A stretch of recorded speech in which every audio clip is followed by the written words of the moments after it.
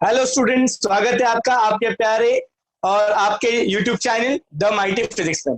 बच्चों, हमने last lecture में सर्कुलर मोशन को कंप्लीट कर लिया था। रोटेशनल डायनामिक्स के सर्कुलर मोशन पार्ट को कंप्लीट कर लिया था। आज हम स्टार्ट करने जा रहे हैं उसी का second part, that is rotational motion. जैसे बच्चों आप देख सकते हो, मैंने यहाँ पे चैप्टर का नाम लिखा रोटेशनल डायनामिक्स। बच्चों, इसको और एक नाम से बुलाया जाता है, इसको बोलते हैं rigid body dynamics, also called as rigid body dynamics। हम अब रोटेशनल मोशन वाला पार्ट करने जा रहे हैं, ठीक है। Rigid body dynamics. तो बच्चों, सबसे पहली बात कि आपको पता है क्या व्हाट इज रिजिड बॉडी? ठीक है, मैं बता देता हूं रिजिड बॉडी क्या होता है। रिजिड बॉडी, जिस बॉडी पे अगर हमने एक्सटर्नल फोर्स अप्लाई किया तो उसके पार्टिकल्स में का डिस्टेंस चेंज नहीं होता, वो डिस्टर्ब नहीं होते, तो उसे हम कहेंगे रिजिड बॉडी। या जिसका शेप साइज चेंज नहीं होता उसे हम कहेंगे rigid body. A body whose shape size remains unchanged under the action of any external force, it's called as rigid body। या फिर बोल सकते हैं बच्चों, the body in which the distance between the particles remains unchanged under the action of any external force is called as rigid body। मैं लिख देता हूं आपके रेफरेंस के लिए। The body in which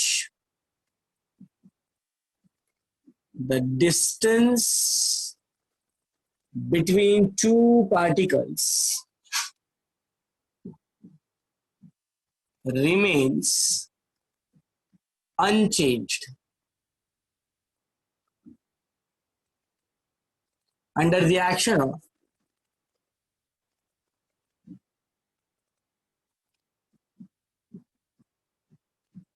any external force called as,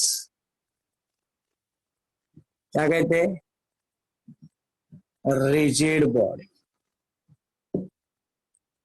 जैसे बच्चों आपने ध्यान से देखो, अगर ये पेन है, ये पेन को अगर मैं तोड़ दिया, मतलब मैंने ऐसे सेपरेट, ये पूरी एक बॉडी मैंने सेपरेट किया, तो आप बोलोगे सर इनके बीच में के तो पार्टिकल का डिस्टेंस चेंज हुआ। हाँ बच्चों, लेकिन कितने, सिर्फ ये वाले और ये वाले, क्या सारे particle at A time disturb हुए? नहीं, तो ये रिजिड बॉडी है। अगर सारे particle at A time disturb हो तो उसे हम कहेंगे कि वो रिजिड बॉडी नहीं है। जैसे मैं पानी लू, पानी के अंदर अगर मैंने क्या किया, एक जोर से हाथ मारा, तो क्या पूरा पानी एट ए टाइम डिस्टर्ब होगा? तो इसका मतलब पानी क्या है, रिजिड बॉडी नहीं है, और ये रिजिड बॉडी है। बहुत सिंपल चीज, ठीक है। अच्छा, रिजिड बॉडी का कोई शेप फिक्स नहीं होता। हम बोल सकते हैं किसी भी चीज को हम रिजिड बॉडी बोल सकते हैं जिसके दो पार्टिकल में का डिस्टेंस चेंज नहीं होता और द पार्टिकल्स डिस्टर्ब नहीं होते, शेप साइज चेंज नहीं होता under the action of any external force. ठीक है, चलो रिजिड बॉडी आपको समझ में आई है पक्का। अब बच्चों में एक क्वेश्चन पूछता हूं आपको। आपने देखा रहेगा हमारे घर पे सिलेंडर लेके आता बंदा, डिलीवरी बॉय आता है कि नहीं, तो सिलेंडर लेके आता है बच्चों। तो वो देखो कभी कभी ध्यान से देखा रहेगा, तो अभी अपने घर के दरवाजे पे आके अपने घर में अपने किचन तक ले जाने के लिए उठा के नहीं ले जाता, तो जनरली ऐसे ऐसे ऐसे ऐसे रोल करके ले जाता है। वो ऐसे ऐसे क्यों रोल करता है? वो तो ऐसे ऐसे भी रोल कर सकता था। समझो कोई बंदा न्यूली डिलीवरी के लिए ज्वाइन किया है और उसके बॉस ने उसको बोला भाई घर में जाएगा ना तो उठा के मत लेके जाना, पटकना नहीं, तो क्या हो जाएगा, जोर से तू नीचे रखने जाएगा तो किसी का फर्श वगैरह टूट सकता है, तो तू आराम से उसको है ना ऐसे ऐसे रोल करके लेके जा। अच्छा, उसने सिर्फ इतने बोला कि रोल करते लेके जा। अब ये बंदा बेवकूफ था, दिमाग खुद का तो चला नहीं, उसने क्या किया, उस सिलेंडर को ऐसे ऐसे रोल करके लेके जाना। Which one is easy? ऐसे ऐसे रोल करके लेके जाना इजी है या ऐसे ऐसे रोल करके जाना इजी? ऑफकोर्स बच्चों, हम इंटेलिजेंट है, हमको पता है कि ऐसे ऐसे लेके जाना बहुत डिफिकल्ट टास्क है, जबकि ऐसे लेके जाना बहुत इजी। उसको ऐसे ही लेके जाना चाहिए था, बॉस का बोलने का मतलब भी यही था। तो बच्चों क्या हुआ, दोनों टाइम तो उसने रोटेट ही किया, बट इस टाइम पे एक चीज अलग थी और इस टाइम पे एक चीज अलग थी, है ना। दोनों टाइम पे क्या चीज अलग थी? तो इस टाइम पे ये पॉइंट के अराउंड वो घूम रहा था, तो ये उसका एक्सिस ऑफ रोटेशन था, और जब ऐसे घूम रहा था तो इसमें से पास हो रहा था उसका एक्सिस ऑफ रोटेशन। तो दोनों टाइम पे position of axis of rotation अलग थी। I you getting my point? Axis of rotation, जिस जिस एक एक्सिस के अलोंग ये बॉडी रोटेट होती है उसे कहा जाता है एक्सिस ऑफ रोटेशन। थोड़ा अगर एक्सिस ऑफ रोटेशन को थोड़ा डिटेल्स में आपको समझाओ डेफिनेशन के हिसाब से, तो मैं आपको बताता हूं एक्सिस ऑफ रोटेशन।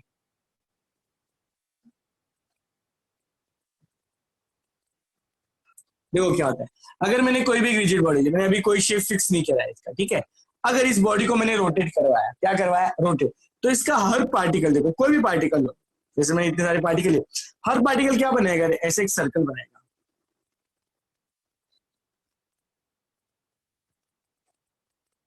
बनाएगा कि नहीं, हर पार्टिकल अपना एक सर्कल बनाएगा, ठीक है ना। ये सारे सर्कल्स का अगर मैं सेंटर लू, सेंटर तो कहाँ आएगा, इसका सेंटर इधर, इसका इधर, इसका इधर, इसका इधर, इसका इधर, अरे है ना। अगर इन सारे सेंटर्स को मैंने जोड़ लिया तो क्या मिलेगी, इमेजिनरी लाइन पास होगी इसमें से, दिख रही है आपको। ये जो इमेजिनरी लाइन है इसे कहा जाता है axis of rotation. When a body is said to be in a rotational motion, every point of a body revolves around its own circle, revolves in a own circle. The center of all these circles lies on a single imaginary line, a straight imaginary line, and that line is called as axis of rotation. I'm again repeating it. When a body is said to be in a rotational motion, then every point of a body revolves in its own circle. The center of all this circle lies on a straight line called as axis of rotation. Called as axis of rotation. तो आपको तो समझ आया कि ये जो घुमाने के लिए जो ताकत लगती है, जो मेहनत करनी पड़ती है, ये डिपेंड कर रही है दो चीज। एक पहली चीज किस पे डिपेंड कर रही है, एक तो एक्सिस ऑफ रोटेशन पे। ये एक्सिस पर रोटेशन से घुमा रहा है तो वेरी इजी, तो इस पे उसको क्या लग रहा है, ज्यादा मेहनत करनी पड़ रही है। समझ में आ रहा है बच्चों। तो एक्सिस ऑफ रोटेशन आपको क्लियर है। अब मैं थोड़ा सा आगे बढ़ रहा हूं कि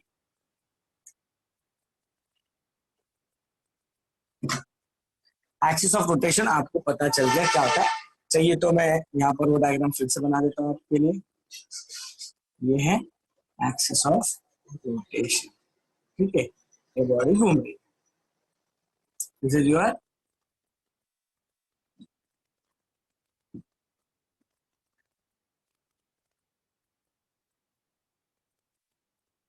ठीक है। अब मैं आपसे कुछ कहना चाहता हूँ बच्चों, सबको ये आज तक तो पक्का क्लियर है what is axis of rotation. अब मुझे आपको ये समझाना है कि जब भी कोई बॉडी रोटेशनल मोशन में है, जैसे ये बॉडी की बात करूं, इसमें मैंने बोला बहुत सारे पार्टिकल्स है, मैं 4 पार्टिकल की बात करूं, है नंबर ऑफ पार्टिकल्स, ठीक है। मैं 4 पार्टिकल जिसका इसमें से इसका मास है m1, इसका मास है m2, इसका मास है m3 और इसका मास है m4। अब इनका सबका परपेंडिकुलर डिस्टेंस जो होगा एक्सिस ऑफ रोटेशन से वो कुछ ये होगा, जिसको मैं बोलता हूँ R1, R2, R3 और R4। What is R1, R2, R3, R4? It is a perpendicular distance of that particular point from the axis of rotation.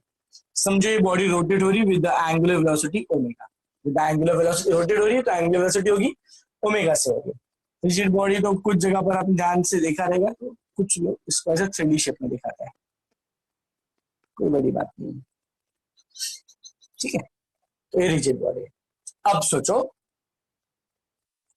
इस बॉडी को हम घुमा रहे हैं, इस बॉडी को हम लोग घुमाएंगे तो इसके पास कौन सी एनर्जी आएगी, कौन सी एनर्जी आएगी, ऑफ कोर्स कौन सी एनर्जी आएगी, काइनेटिक एनर्जी आएगी। बट क्योंकि ये रोटेशनल मोशन में घूम रही है तो इसके लिए उस एनर्जी को मैं बोलूंगा रोटेशनल काइनेटिक एनर्जी। कौन सी बोलूंगा, रोटेशनल काइनेटिक एनर्जी। लेकिन बच्चों सोचो ये जो पार्टिकल ये तो इस तरह से घूमेगा, तो इसकी जो वेलोसिटी रहेगी v1 रहेगी लीनियर वेलोसिटी, टेंजेंशियल वेलोसिटी इसको बोलेंगे, इसकी रहेगी v2,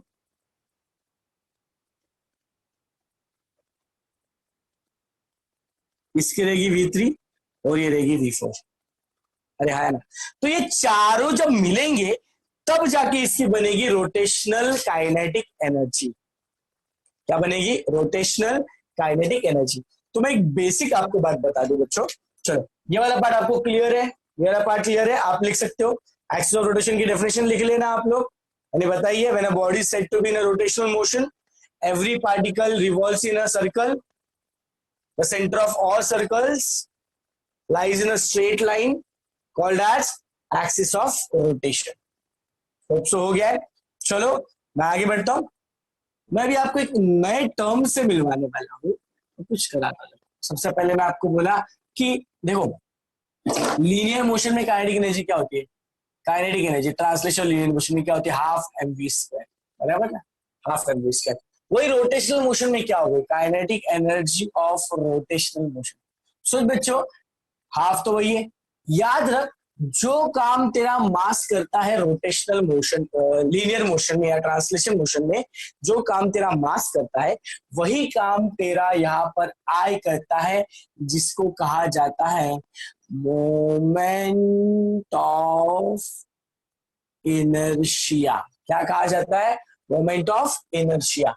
और v जैसे यहाँ पर फाइनल वेलोसिटी या लीनियर वेलोसिटी की वैसे यहाँ पर आएगी एंगुलर वेलोसिटी। तो ये फॉर्मूला इस तरह से होगा रोटेशनल मोशन के लिए। अब इसी का मैं आपको प्रूफ देने जा रहा हूँ और फिर मैं आपको समझाऊंगा भी कैसे आया। ठीक है, अब मैं थोड़ा इसको साइड में रखता हूँ आपके लिए और यहाँ पर करता हूँ उसका प्रूफ। देख लीजिएगा यहाँ पर, ध्यान दो मैं क्या करने जा रहा हूं। मैंने आपको बोला ये बॉडी है, it is made up of n number of particles. Let I consider m1 m2 m3 m4 dot dot dot mn be the m1 m2 m3 m4 dot dot dot mn be the mass of each particle।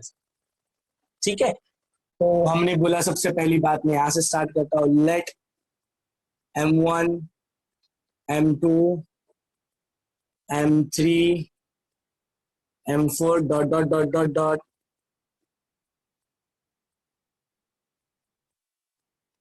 mn be the mass of each particle। एक rigid body ली जिसके ये mass है m1 m2 m3 dot dot dot m। Second point में बोल रहा हूं,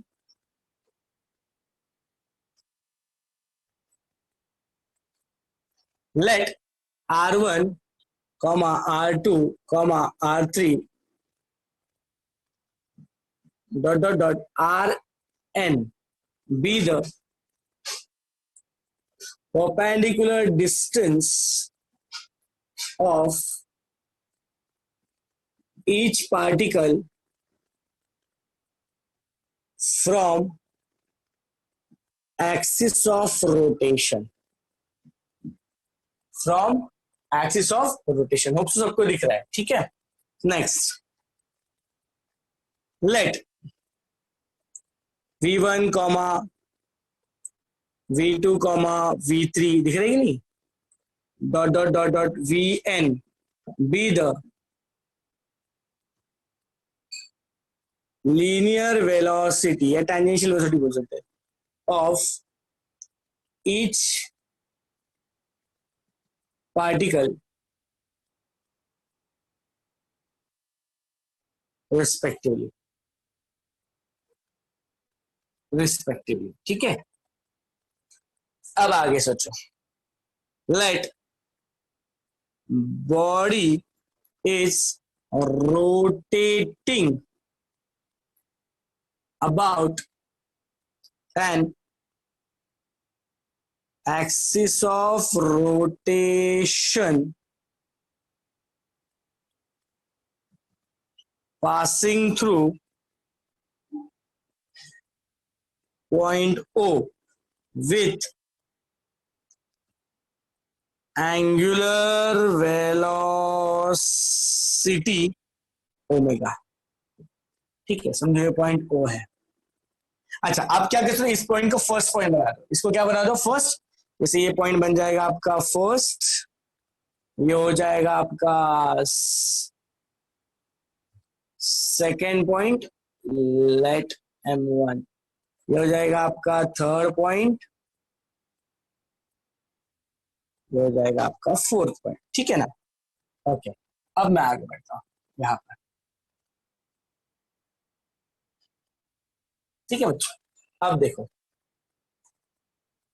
मैंने क्या बोला है आपको कि हमको पता है, अगर मैं बात करूं काइनेटिक एनर्जी की, किसकी, मैं फॉर मास 1 लिखता हूं, फॉर m1 इंडिविजुअल बात करता हूं, फॉर m1 ke1 का फॉर्मूला क्या है, क्योंकि उसके पास लीनियर वेलोसिटी है तो उसका फॉर्मूला क्या आएगा, हाफ m1 v1 स्क्वायर। अगर मैं बात करूं फॉर m2 तो क्या आएगा, ke2 इज इक्वल्स टू आएगा हाफ m2 v2 स्क्वायर। अगर मैं बात करूं फॉर m3 तो ke3 आएगा हाफ m3 v3 स्क्वायर। ऐसी बच्चों अगर मैं n नंबर ऑफ पार्टिकल्स के लिए किया तो फॉर mn आएगा के n is equal to half m n r n sorry m n v n square. कोई डाउट, कोई शक? ओके बच्चों, अगर मैं आपको बोलूं इस v को अगर मैं आर ओमेगा लिखूं, v को मैं अगर r v is equal to r omega होता है, तो ये इक्वेशन क्या बन जाएगा बताओ? तो ये इक्वेशन क्या बनेगा?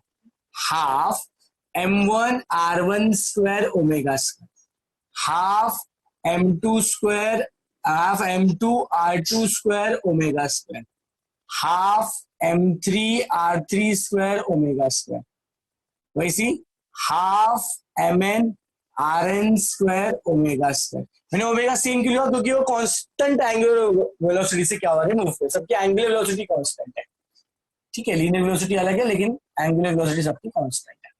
अगर मैं निकालूं देयरफॉर टोटल काइनेटिक एनर्जी निकाला जाए, तो बच्चों काइनेटिक एनर्जी टोटल निकालूंगा तो इन सबका इफेक्ट क्या होगा? रोटेशनल मोशन मिलेगा। तो रोटेशनल काइनेटिक एनर्जी तो विच इज इक्वल टू क्या आएगा? ke1 plus ke2 plus dot dot dot में लिखता हूं KEN।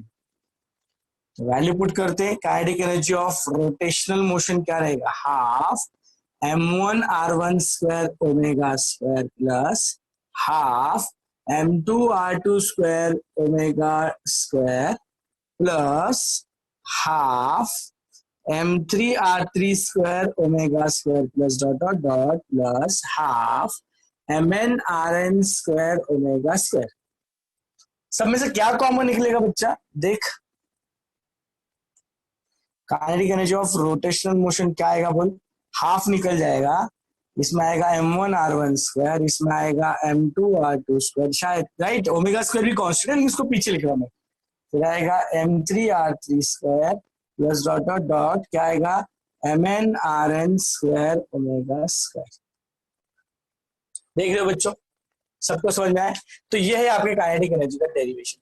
बच्चों अभी इसमें से जिस बात करें तो ओमेगा तो कांस्टेंट है, जैसे मैंने आपको बॉडी बताई कि ये बॉडी है, उसको आपको ये ओमेगा से ओमेगा की वैल्यू मैंने बता दिया आपको फिक्स, जैसे 2 रेड पर सेकेंड से आपको घुमाना है। अब ओमेगा कांस्टेंट है, हाफ कांस्टेंट है, तो अभी आपको कितनी काइनेटिक एनर्जी देनी पड़ेगी, उसके लिए कितना मेहनत करना पड़ेगा, वो किस चीज पे डिपेंड करेगा? ये वाले पार्ट पे m1 r1 square m2 r2 square m3 r2 square plus mn rn square. ये वो पार्ट है जिससे आपका काइनेटिक एनर्जी वैरी होगा। अगर किसी बॉडी का मास अलग है, उसका परपेंडिकुलर डिस्टेंस अलग है, तो इसी ओमेगा से घुमाने के लिए इस काइनेटिक एनर्जी की वैल्यू अलग अलग आएगी। सो मतलब ये काइनेटिक एनर्जी डिपेंड इस पार्ट पे भी करती है। तो ये क्या है? ये जो है ना बच्चों, ये जो वर्क, ये जो कार्य है, ये जो थिंग है जिससे ही हमारी काइनेटिक एनर्जी वैरी हो रही है बच्चों, ये वही है जिसके बारे में आपको बताना चाहता था। यही है आपकी मोमेंट ऑफ इनर्शिया। देखो अगर इस पार्ट को मैं बोलूं मोमेंट ऑफ इनर्शिया, तो सेम फॉर्मूला बन जाएगा हाफ आई ओमेगा स्क्वायर। ठीक है बच्चों, तो यही है जिसे हम कहते हैं इसको बोलते हैं मोमेंट ऑफ इनर्शिया। तो मोमेंट ऑफ इनर्शिया का फॉर्मूला सबको समझा है, काइनेटिक एनर्जी का डेरिवेशन समझा है, पक्का? छाप लो बच्चों। तो कभी कभी आपको क्वेश्चन आएगा obtain an expression for kinetic energy of rotational motion, तो आपका ये आंसर होगा। इसके लिए ये एक्सप्रेशन है, expression for, this is the expression for kinetic energy of rotational motion या फिर रोटेटिंग बॉडी, जो भी आपको ठीक लगे। ये आपका क्वेश्चन है। ठीक है बच्चा, चलो सब लोग स्क्रीनशॉट लो, छाप लो। चलो, होप्स तो सबका लिख के हो गया, तो मैं आगे बढ़ता हूं। ठीक है, अब मैं आगे बढ़ रहा हूं बच्चों, जैसे मैंने आपको बताया इस पार्ट में कि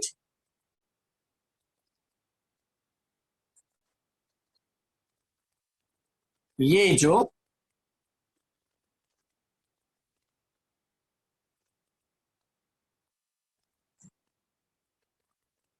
मैंने आपको बताया, ये जो है जिससे हम बोलते हैं half m1 r1 square plus half m2 r2 square plus half m3 r3 square. आपको डेफिनेशन समझाता हूं।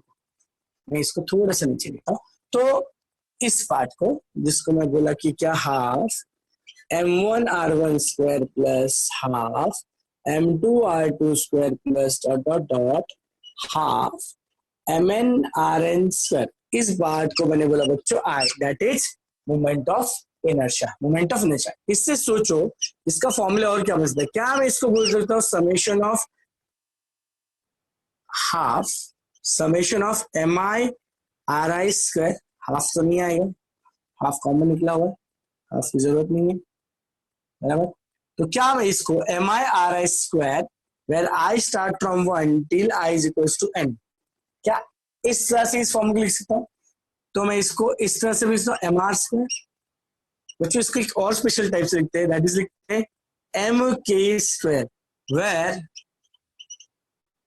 k को बोलते हैं radius of gyration. Radius of gyration, अभी रेडियस ऑफ गायरेशन क्या है मैं आपको समझाता हूँ, उससे पहले थोड़ा मोमेंट ऑफ इनर्शिया को ध्यान से देख लीजिएगा, आगे जाके रेडियस ऑफ गायरेशन भी समझ में आ जाएगी।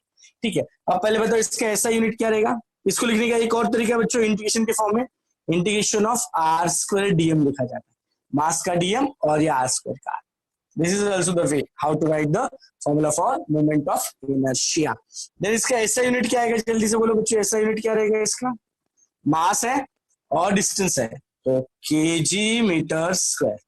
इसका डायमेंशन देख लो बच्चों, इसका डायमेंशन आएगा m1 l2 t0। समझ में आया सब लोग को। अब थोड़ा इसके डेफिनेशन के बारे में देखते हैं, इसी को देखो आपको डेफिनेशन मिल जाएगा। ठीक है, definition moment of inertia of a rotating body, मैं शॉर्टकट में इसको mi लिख सकता हूं, of rotating body it's defined as the sum of, देखो सम ऑफ प्रोडक्ट ऑफ, देखो product of mass of each particle of body, mass of each particle of body, and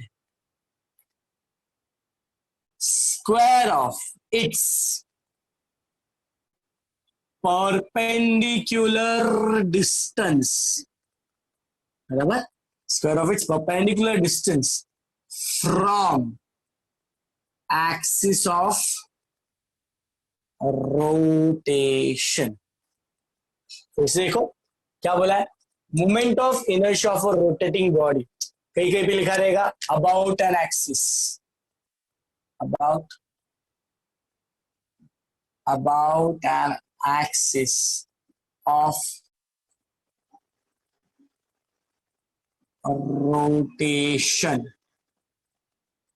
देखो क्या हो गया, moment of inertia of a rotating body about an axis of rotation is defined as the product of mass of each particle and square of its perpendicular distance from axis of rotation. ये उसका definition, ये formula, ऐसा unit, dimension, देख लो। क्या सबको समझ में आया बच्चों, क्या होता है मोमेंट ऑफ इनर्शिया? मैं आपको बताऊंगा भी कि रेडियस ऑफ गायरेशन क्या होता है, थोड़ी देर के लिए रुकिए। ठीक है, पक्का सबको समझ में आया है? ओके, मैं आगे बढ़ू। चलो, जैसे अभी हमने देखा कि लीनियर वेलोसिटी में, लीनियर मोशन में काइनेटिक एनर्जी का फॉर्मूला होता है हाफ mv स्क्वायर, वैसे ही रोटेशनल मोशन में ये फॉर्मूला होता है, रोटेशनल मोशन में ये फॉर्मूला होता है half i omega square, half I omega square. वैसे कुछ क्वांटिटीज है जिनका लीनियर मोशन में फॉर्मूला अलग है और रोटेशनल मोशन में फॉर्मूला अलग है। कौन सी मैं आपको यहाँ पर लिख के बता देता हूँ, फिर उनकी डेरिवेशन को करना। जैसे कि अभी हमने देखा, जैसे कि काइनेटिक एनर्जी हमने बोली हाफ mv स्क्वायर, जिसको हमने प्रूफ करवाया काइनेटिक एनर्जी होती है हाफ आई ओमेगा स्क्वायर। वैसे ही बच्चों जो फोर्स होता है वो होता है ma, बराबर ना। जैसे लीनियर मोशन में, लीनियर में, ये रोटेशनल में, ये लीनियर में, रोटेशनल में, लीनियर में और रोटेशनल में। वैसी रोटेशनल मोशन में फोर्स की जगह काम करता है टॉर्क, जैसे मास की जगह मैंने आपको बोला आई, और एक्सेलरेशन की जगह काम करेगा एंगुलर एक्सेलरेशन अल्फा। और लीनियर मोशन में जैसे मोमेंटम होता है मास इनटू वेलोसिटी, वैसे एंगुलर मोमेंटम होती है आई इनटू ओमेगा। तो लीनियर और एंगुलर में, लीनियर में एंगुलर में, लीनियर में एंगुलर, तो इन सब के प्रूफ हमें करने हैं। जबकि मैंने काइनेटिक एनर्जी का कर लिया है, अब इन दोनों के हमें करने हैं। ठीक है, तो शुरुआत करते हैं पहले टॉर्क वाले को करने के लिए। तो बच्चों सबसे पहले टॉर्क क्या होता है, मैं टॉर्क की डेफिनेशन आपको बता। टॉर्क को मोमेंट ऑफ कपल भी बोलते हैं, मोमेंट ऑफ COUPLE कपल, हमने 11th स्टैंडर्ड में ऑलरेडी देख लिया है कपल क्या होता है। तो मैं फिर भी टॉर्क की डेफिनेशन बता देता हूँ। अगर डेफिनेशन फॉर्मूला बेस्ड डेफिनेशन अगर टॉर्क की बतानी चाहे तो torque is the product of, torque is the product of magnitude of any one force of couple. Couple माने बच्चों आपको पता है दो इक्विवेलेंट अपोजिट फोर्स होते हैं जिनकी मैग्नीट्यूड सेम होती है बट जिनकी डायरेक्शन अपोजिट होती है। तो उन दोनों में से किसी एक का हमें क्या लेना है, मैग्नीट्यूड लेना है फोर्स का, और वो दो फोर्स के बीच में का जो परपेंडिकुलर डिस्टेंस होगा उसका प्रोडक्ट लेना है इस मैग्नीट्यूड के साथ में। So the torque is defined as, torque is defined as क्या बोलेंगे हम लोग, the product of magnitude of any one force of couple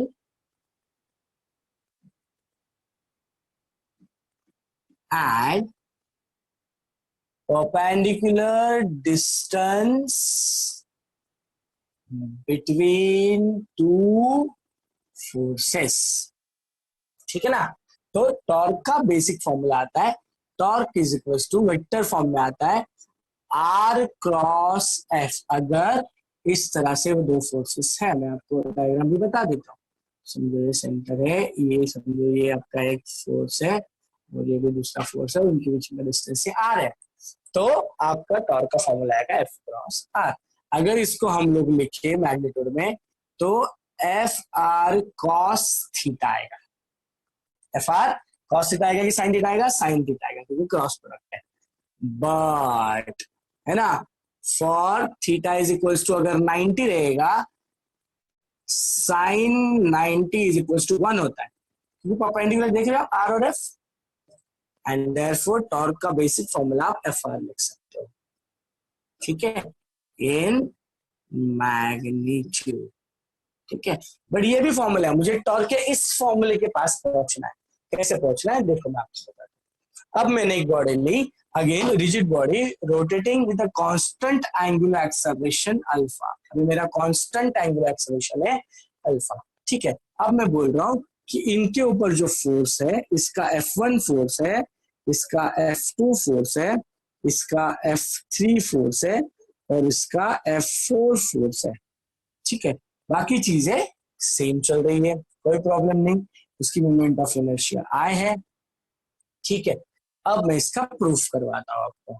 ठीक है, मैंने क्या बोला कि हमें पता है टॉर्क का फॉर्मूला क्या पता है हम लोग, हमने वो चीजें फिर से लिखनी है बच्चों सेम टू सेम। क्या, consider rigid body rotating about an axis, जो मैंने मोमेंट ऑफ इनर्शिया में 1 2 3 4 पॉइंट लिखवाए थे वैसे ही पॉइंट लिखने, थोड़े थोड़े चेंज है, आप समझ लेना।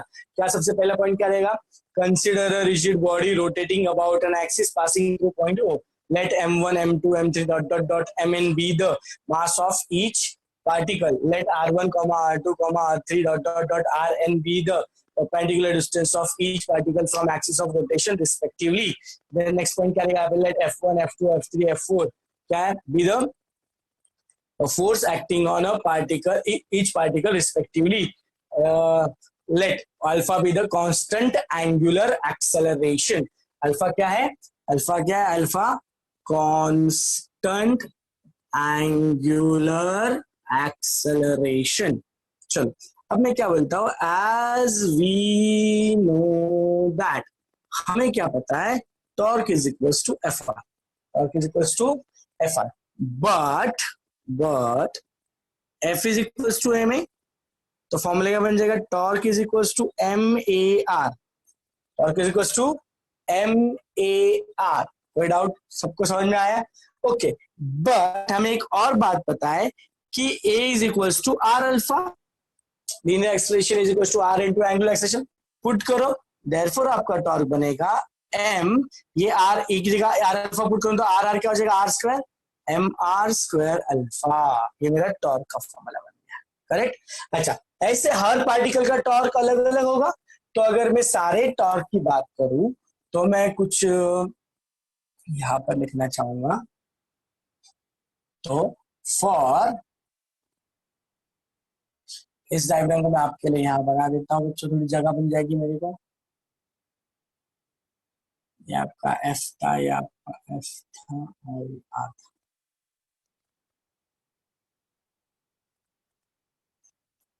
थोड़ा इसको भी शॉर्ट करता हूँ, मेरी जगह बन जाएगी। For theta is equals to 90 degree sine 90 is equals to 1, इसे बोलते हैं इन मैग्नेट, ठीक है ना बच्चों। अल्फा क्या है, constant angular,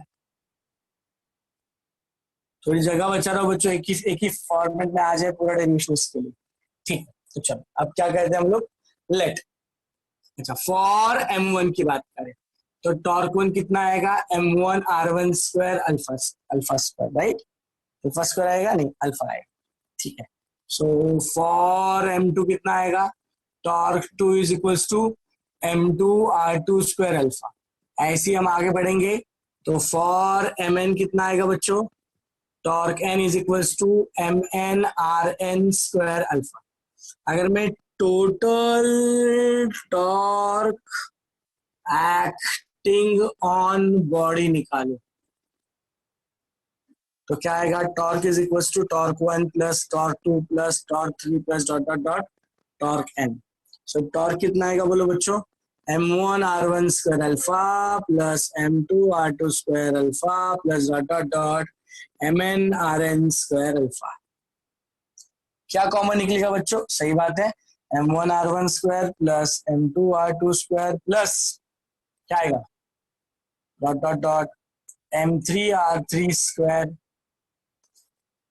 mn rn square भाग गया अल्फा।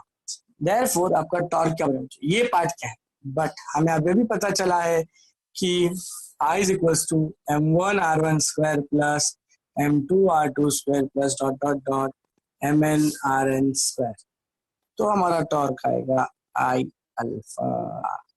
कोई डाउट, कोई शक बच्चों, सबको समझा। अगर मैं इसको किस में लिखूं, इन वेक्टर फॉर्म, वेक्टर फॉर्म में ऐसे दिखेगा आपको, टॉर्क इज इक्वल टू आई तो नहीं आएगा, आई ऐसे आएगा अल्फा के ऊपर वेक्टर आएगा, ठीक है पक्का।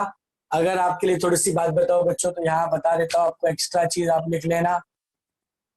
मैंने बोला ऐसा यूनिट क्या होता है टॉर्क का, देखो ना टॉर्क का ऐसा यूनिट क्या रहेगा, एफ आर न्यूटन मीटर। इसका डायमेंशन क्या होगा, सोचो इसका डायमेंशन क्या होगा, न्यूटन का होता है m1 l1 t माइनस 2, इधर l2 आ जाएगा क्योंकि मीटर है।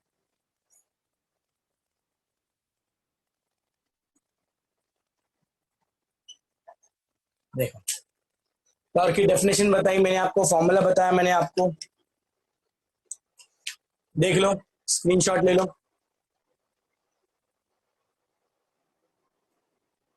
ठीक है सबको समझा है। तो अभी हमारा काइनेटिक एनर्जी का डेरिवेशन हो गया, हमारा टॉर्क का डेरिवेशन हो गया। अब हम आगे बढ़ते हैं हमारे अगले डेरिवेशन की तरफ जिसका नाम है लीनियर एंड एंगुलर मोमेंटम का, ठीक है। सेम बच्चों सेम फंडा है, मैं रफ करता हूं इसको।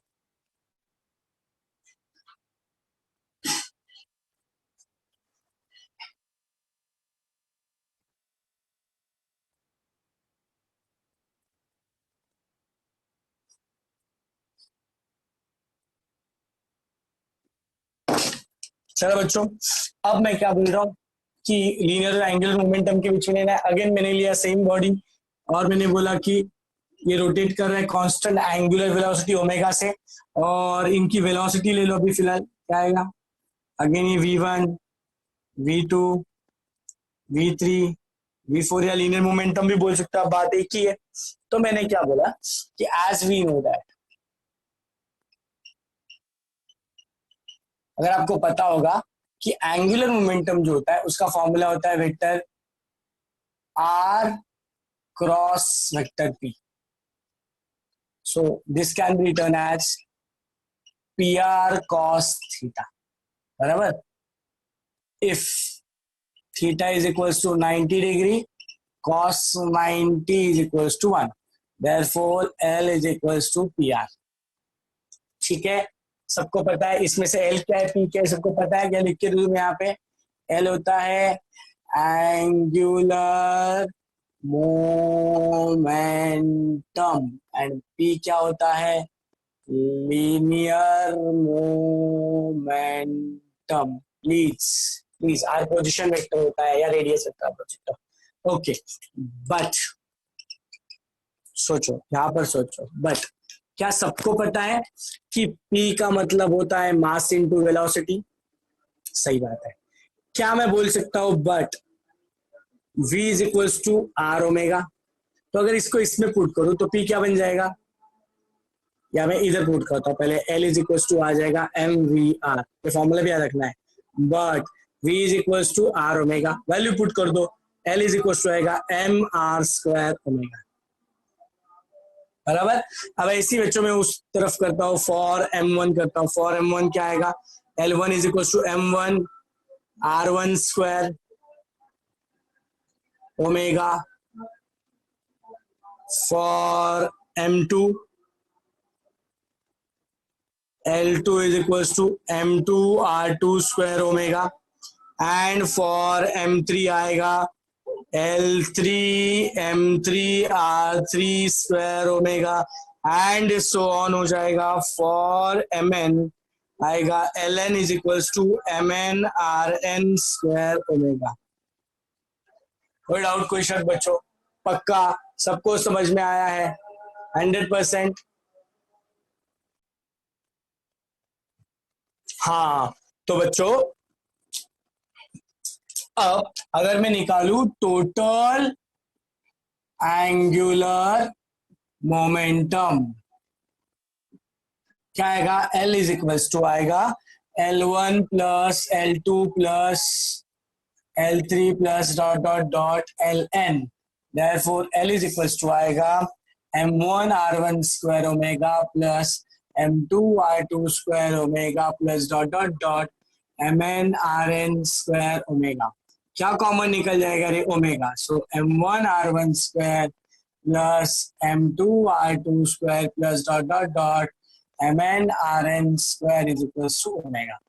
इस पार्ट को हम बोल सकते हैं summation of Mi Ri square, I start from 1 till i is equal to n, और बाहर आएगा ओमेगा, सबको पता है। बट आई क्या होता है रे?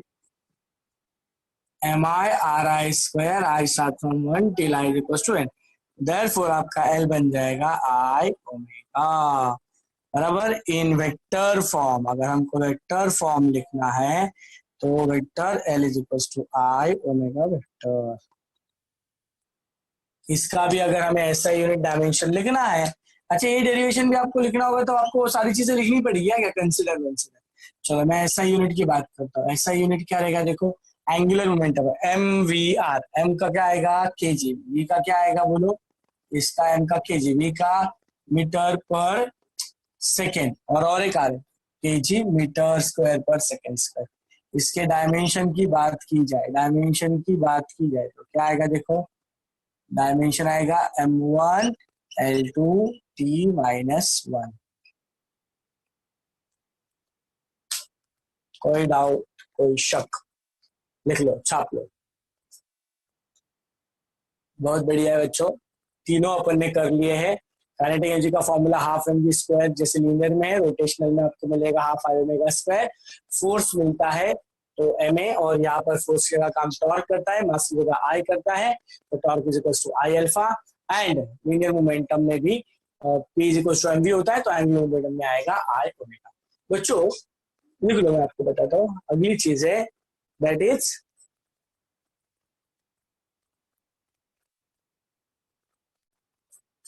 Physical significance of moment of inertia, physical significance of moment of inertia.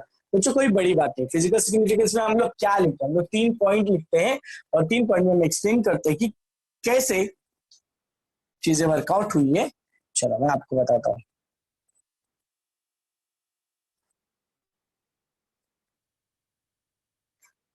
अगर मैं बात करूं, मैं बोलूं कि कोई बॉडी रोटेशन, एक है लीनियर मोशन। देखो फिजिकल सिग्निफिकेंस को मैं आपको इस तरह से बता रहा हूँ, ये बता रहा हूँ लीनियर, या उसको बोलेंगे ट्रांसलेशनल मोशन, और यहाँ पर बात कर रहा हूँ मैं रोटेशनल मोशन की। जब भी कभी ट्रांसलेशनल मोशन में या लीनियर मोशन में बॉडी डालता हूँ, तब तब हम फोर्स यूज करते हैं, बराबर ना। अब फोर्स का फॉर्मूला क्या होगा, फोर्स का फॉर्मूला सबको पता है, mass into acceleration, mass into acceleration. लेकिन जब बॉडी को हम लोग ट्रांसलेशनल मोशन रोटेशनल मोशन में डालते हैं, तो फोर्स अकेला नहीं, हम लोग कपल ऑफ फोर्स यूज करते हैं, जिसको हम लोग बोलते हैं टॉर्क, और टॉर्क का फॉर्मूला होता है आई अल्फा। अब ध्यान से देखो बच्चों, ध्यान से देखो, यहाँ पर मास किसका काम कर रहा है, इनर्शिया का। It's not movement of inertia, मैं बात कर रहा हूँ इनर्शिया का, क्योंकि इनर्शिया मतलब क्या होता है, जितना ज्यादा मास उतनी ज्यादा इनर्शिया, ठीक है। और यहाँ पर ये है लीनियर एक्सेलरेशन, लीनियर एक्सेलरेशन, बराबर ना।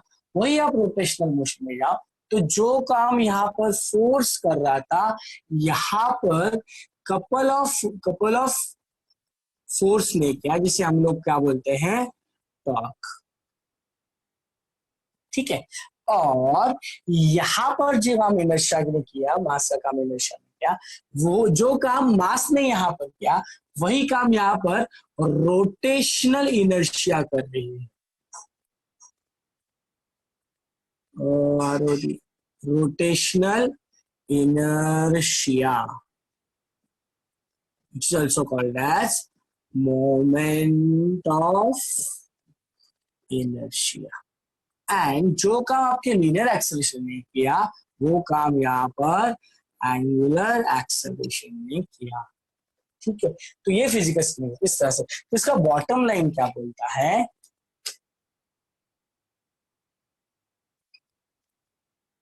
the moment of inertia does same role in rotational motion which mass does in linear motion या ट्रांसलेशन।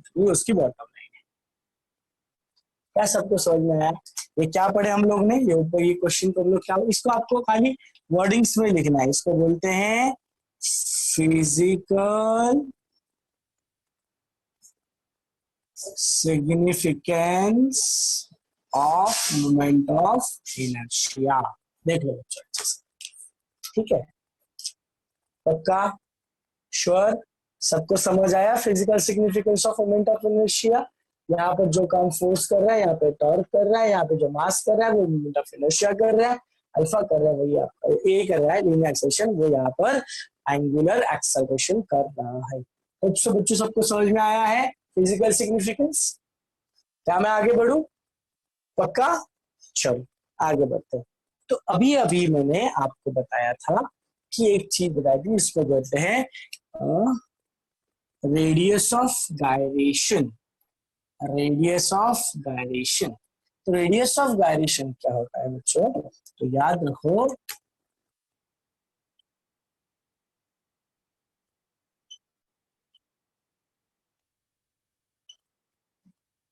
रेडियस एकदम बेसिकली आपको समझना है, इसका सिंबल क्या होता है। ये क्या होता है कि अगर किसी बॉडी का एक एक्सिस ऑफ रोटेशन है, और एक चीज होती है जिसको कहते हैं सेंटर ऑफ मास। क्या आपको पता है सेंटर ऑफ मास क्या होता है?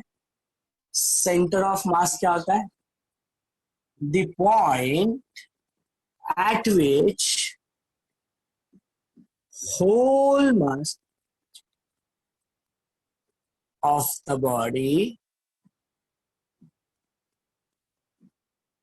supports to be concentrated, it's called as center of mass. Please बच्चों ध्यान दो, सेंटर ऑफ मास क्या होता है? बॉडी का ऐसा पॉइंट होता है जिस पॉइंट पे, इस एक ही पॉइंट पे हमें ऐसे लगता है बॉडी का पूरा मास कॉन्सेंट्रेटेड है। जैसे आपने देखा है कोई बच्चा एक उंगली पे फुटबॉल को घुमाता है, तो फुटबॉल का पूरा मास उसने जहां पर उंगली टच की उसके पूरे पॉइंट पे उसका पूरा मास कॉन्सेंट्रेट हुआ है, ऐसा हमें फील होता है, हम उसे मानते हैं, तो उसे हम कहते हैं centre of mass. Center of mass is what? The point at which whole mass of the body is supposed to be concentrated. It's called as center of mass. तो बच्चों किसी बॉडी का एक सेंटर ऑफ मास है और उस body में से कहीं से एक्सिस ऑफ रोटेशन पास हो रहा है, इन दोनों के बीच में का जो परपेंडिकुलर डिस्टेंस होगा उसे हम लोग कहेंगे radius of gyration. So radius of gyration is what, basically बात की जाए तो it is the perpendicular distance between centre of mass and axis of rotation. ठीक है, the perpendicular distance between perpendicular distance of center of mass from the axis of rotation, अगर basic diagram से मैं आपको समझाया हूं तो अगर ये है तुम्हारा एक्सिस ऑफ रोटेशन, मैंने इधर नहीं बनाते हुए, centre of mass generally centre के आसपास ही होता है। अगर ये हमारा एक्सिस ऑफ रोटेशन है और यहाँ पर आपका है सेंटर ऑफ मास, तो इसके बीच में का ये जो डिस्टेंस है इसे कहा जाएगा, क्या कहा जाएगा? Radius of gyration. Radius of gyration, कोई डाउट कोई शक? तो बच्चों रेडियस ऑफ गायरेशन हर एक शेप के लिए अलग अलग होता है। मैं आपको भी समझा रहा हूँ कि हर एक शेप के लिए रेडियस ऑफ गायरेशन अलग अलग होता है। अब कौन सी शेप के लिए क्या होता है मैं भी आपको डायरेक्ट फॉर्मूला बता रहा हूँ, लेकिन ये कैसे आएगा ये भी मैं आपको ड्राइव करके बताऊंगा थोड़ी देर के बाद। फिलहाल आप देख लो रेडियस ऑफ गायरेशन क्या होता है। रफ करूं मैं? ठीक है, मैं अभी आपको बताने जा रहा हूँ रेडियस ऑफ गायरेशन अलग अलग शेप के लिए क्या होता है। ठीक है, तो रेडियस ऑफ गायरेशन का फॉर्मूला क्या आएगा? k इज इक्वल टू आएगा under root of i by m।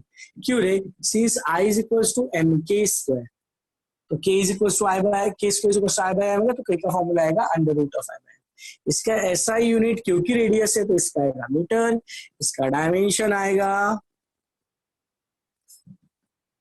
m0 l1 t0।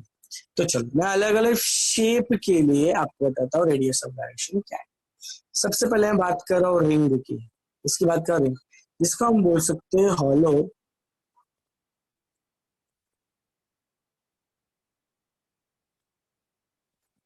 Cylinder. फिर मैं आपको बता रहा हूँ डिस्क, इसको बोल सकते हैं सॉलिड सिलेंडर, एंड एक बताने जा रहा हूँ सॉलिड स्फीयर का।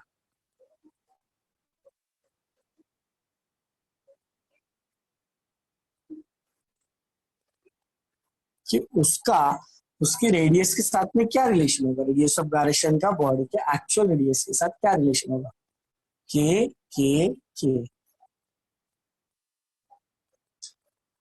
तो रिंग के लिए होगा k is equal to r, इसके लिए होगा r बाय रूट टू, और इसके लिए होगा रूट 2/5r। देख लो क्या होगा, k is equal to r, k is equal to r by root two और k is equal to root 2/5r। तो लिख लो बच्चों, ये कैसे आया मैं आपको समझा दूंगा, डोंट वरी, फिलहाल आपको लिख कर रखना है। ठीक है, सबका लिखे हो गया what is radius of gyration? समझ आया सबको? पक्का? आगे बढ़ू मैं? चलो टॉपिक को आगे बढ़ाते हुए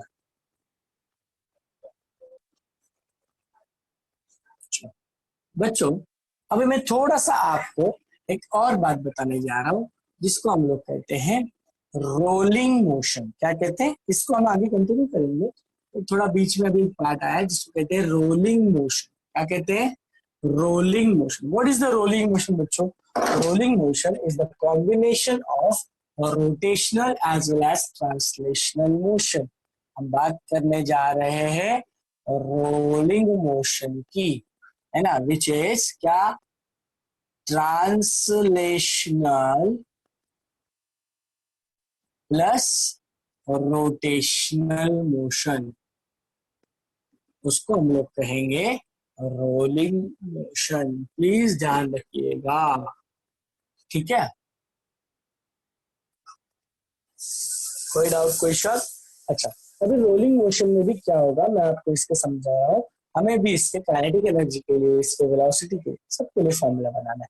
चलो समझो, अगर मैंने लिया एक ऐसा स्लोप लिया, ठीक है, और यहाँ से कोई बॉडी रोल होके नीचे आ गई। अब इसको नीचे, इस इंक्लाइन सरफेस की हाइट h है, इसका एंगल थीटा है। अब ये जब यहाँ से नीचे आएगा, तो बच्चों ये याद रखो कि रोलिंग होते टाइम कभी कभी बॉडी स्लिप भी हो सकती है। हम उस स्लीपिंग को अवॉइड करते हुए हमारी सिचुएशन को सोच रहे हैं। सो रोलिंग विदाउट स्लीपिंग की बात कर रहा हूँ मैं, और रोलिंग विदाउट स्लीपिंग। अब मेरे को एक्सप्रेशन करना है kinetic energy of rolling motion. हमें ऑलरेडी पता है रोलिंग मोशन का फॉर्मूला क्या है, कि ट्रांसलेशनल प्लस रोटेशनल। तो अगर मैं निकालू kinetic energy of rolling body, तो रहेगी kinetic energy of trans plus kinetic energy of rotating.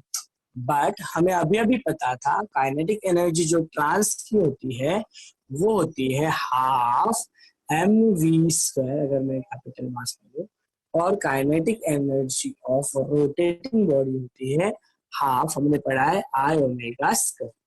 अगर दोनों वैल्यूज को मैं पुट कर दूं तो मुझे आसानी से फॉर्मूला मिलेगा, kinetic energy of rolling body is equals to half mv² plus half I⍵²। क्या कॉमन निकलेगा बच्चों?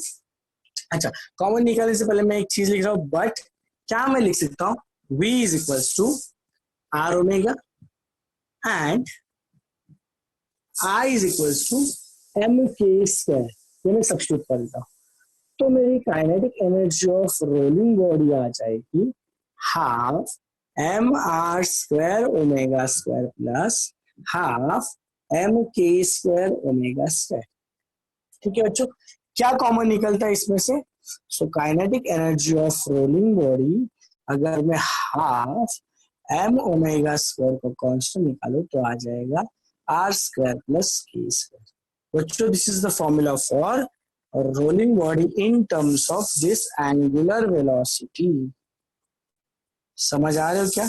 अगर मुझे इसको लीनियर वेलोसिटी के फॉर्म में लाना है तो मैं क्या करूंगा, but omega is equal to v by r substitute कर दो यहाँ पर, तो आपको मिल जाएगा kinetic energy of rolling body equals to, आप निकाल लेना हाफ mv²। तो हाफ mv², r² बचा अंदर डाल दिया, तो आ जाएगा r² plus k² upon r², बराबर ना? ऐसा आ जाएगा r² plus k² upon whole upon r²।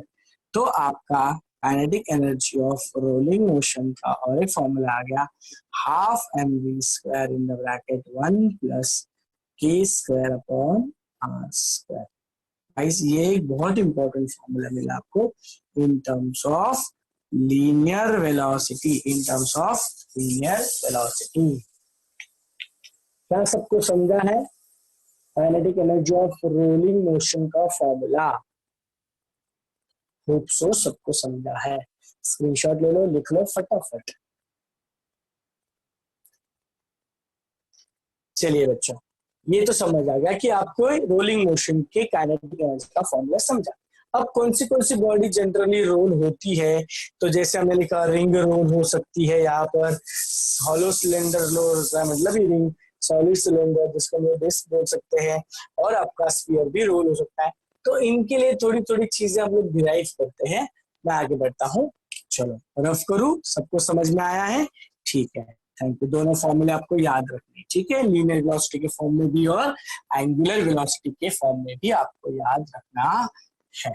चलो, तो अब मैं आपको लेके चलता हूँ आगे की तरफ, और हम अभी एक्सप्रेशन करेंगे linear velocity of a rolling body. Expression for linear velocity of rolling body without a body rolling without a body or rolling without slipping।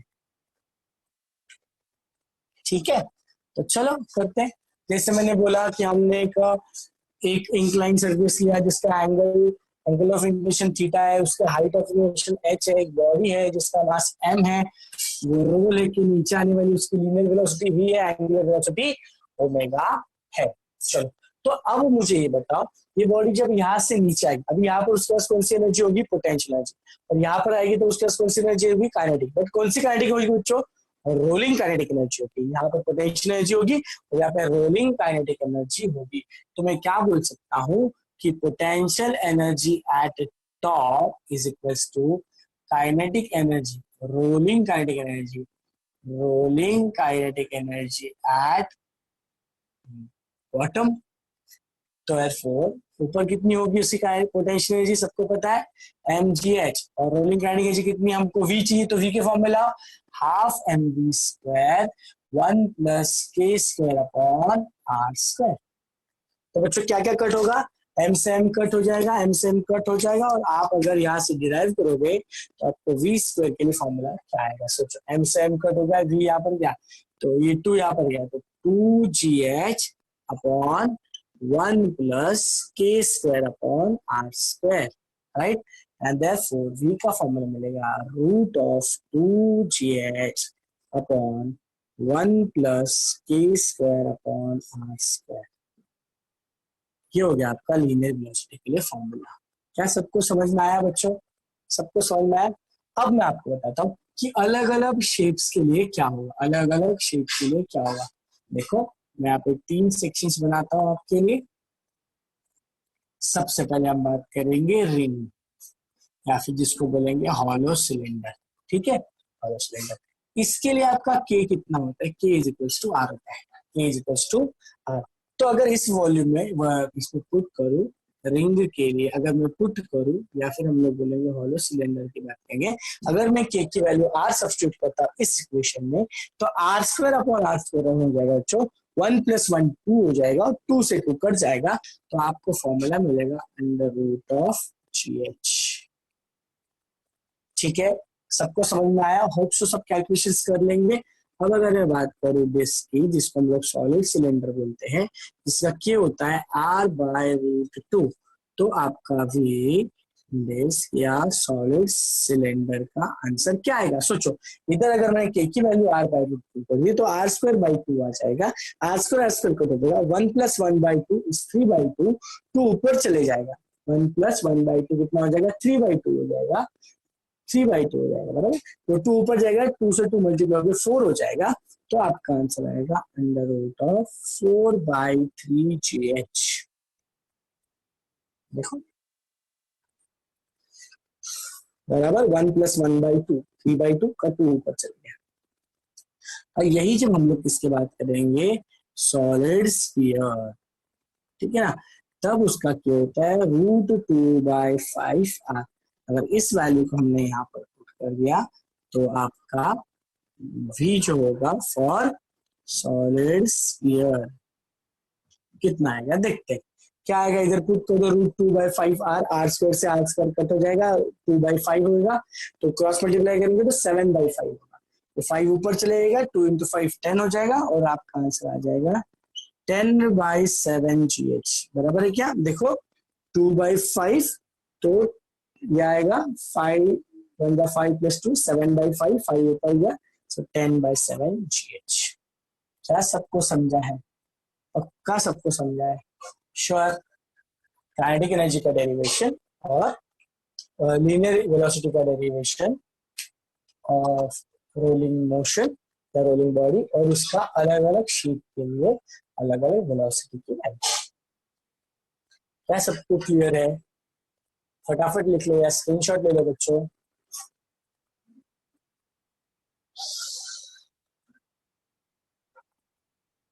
ठीक है, तो बच्चों अब मैं आगे बढ़ता हूँ, जैसे हमने लीनियर वेलोसिटी निकाली, वैसे ही हम निकालने जा रहे हैं अभी लीनियर एक्सेलरेशन। मैं इसी में चेंज करता हूँ थोड़ा थोड़ा, ठीक है, लीनियर एक्सेलरेशन।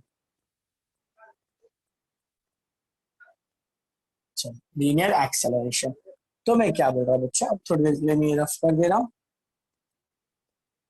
अब मेरी बात सुनो, लीनियर एक्सेलरेशन का डेरिवेशन सब लोग ध्यान से देखो।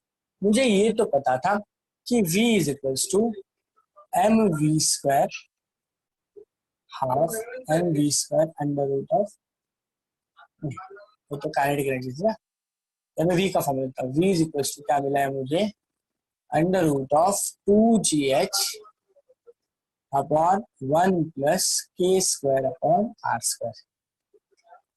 ठीक है, अब मैं आपको क्या बोल रहा हूँ कि एक इक्वेशन मुझे पता है, s इज इक्वल्स टू, देखो s is equals to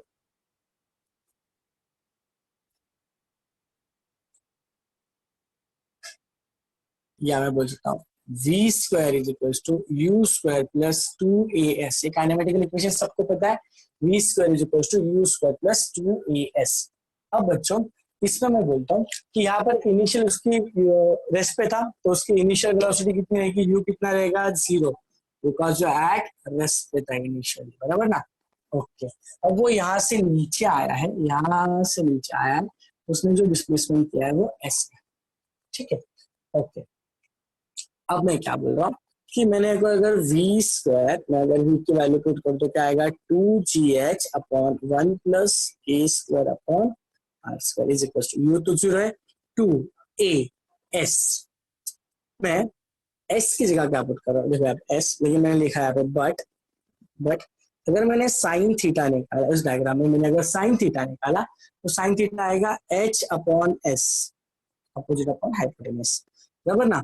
therefore मेरा s इज इक्वल टू आएगा, s इज इक्वल टू आएगा h अपॉन साइन थीटा, बराबर।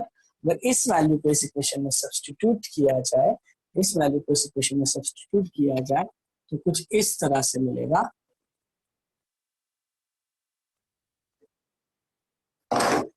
कुछ इस तरह से मिलेगा बच्चों, ध्यान से देखिएगा। इसको मैं यहाँ पे सब पूरा में लिख रहा हूँ, देयरफॉर अगर मेरे पास दूसरी जगह है ना, ठीक है कोई प्रॉब्लम नहीं, therefore h is equal to आएगा, sorry s is equal to आएगा h अपॉन साइन थीटा, बराबर ना।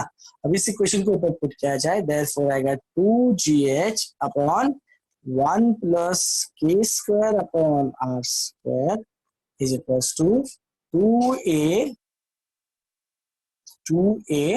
s की वैल्यू क्या है, h अपॉन साइन थीटा। अब मुझे a के लिए फॉर्मूला चाहिए, चलो सब यहाँ वहां करके एच कैंसिल हो जाएगा ये। अच्छा, अब मैं क्या कर रहा हूँ, ये h कैंसिल, मैं a के लिए फॉर्मूला 2 और 2 भी कैंसिल हो जाएगा।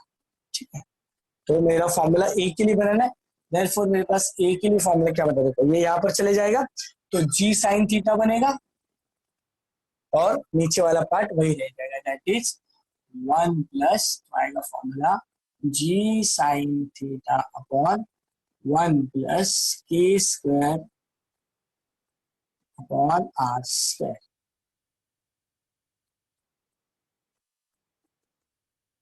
तो ये हो गया बच्चों आपके एक्सेलरेशन का फॉर्मूला। सबको समझ में आया, श्योर 100%, कोई डाउट क्वेश्चन। मैंने इसको यहाँ पे सब्स्टिट्यूट किया है क्या।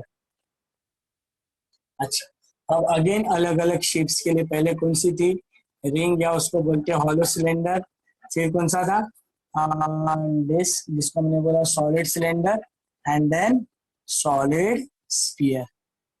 चलो सॉल्व करते हैं सबके लिए अलग अलग। तो यहाँ पर देखते हैं, इसके लिए क्या रहेगा, k is equals to r, इसके लिए रहेगा k is equals to r by root 2, और इसके लिए k is equals to root 2 by 5 r. Value put करेंगे तो एक्सेलरेशन कितना आएगा, एक्सेलरेशन कितना आएगा, एक्सेलरेशन कितना आएगा रिंग के लिए या हॉलो सिलेंडर के लिए, यहाँ पर डिस्क के लिए, या फिर इसको बोलेंगे सॉलिड सिलेंडर के लिए, और ये सॉलिड स्फीयर के लिए। तो देखते हैं क्या आंसर आने वाला है। देखो अगर मैंने वैल्यू पुट कर दी तो case r square upon r square 1 हो जाएगा, तो ये आएगा हाफ जी साइन थीटा। इसमें पुट कर दो आर बाय रूट 2 पुट कर दो, तो आर स्क्वायर बाय 2 हो जाएगा, आर स्क्वायर से आर स्क्वायर कट हो जाएगा, 1 प्लस 1 बाई 2 3/2 हो जाएगा, तो 2/3 जी साइन थीटा। इसमें चेक कर लो, आप पुट कर लो 2/5, तो 2/5 तो 7/5 हो जाएगा, तो 5/7 जी साइन थीटा।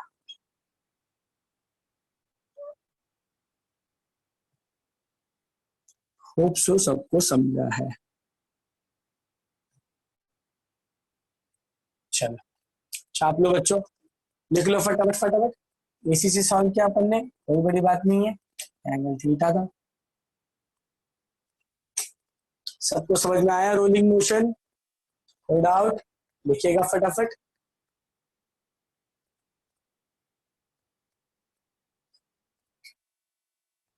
ओके बच्चों, ठीक है, तो आज के लिए बस इतना ही। अभी नेक्स्ट वीडियो में मैं लेके आऊंगा रोटेशनल मोशन के अपने दो थ्योरम से, perpendicular axis, parallel axis theorem, और फिर सारे shape wise moment of inertia के फॉर्मूलेस क्या बनते हैं। और लास्टली हम देखेंगे जो सबसे इंपॉर्टेंट पार्ट है इसका, that is law of conservation of angular momentum. ठीक है बच्चों, थैंक यू, बाय बाय, पढ़ते रहो।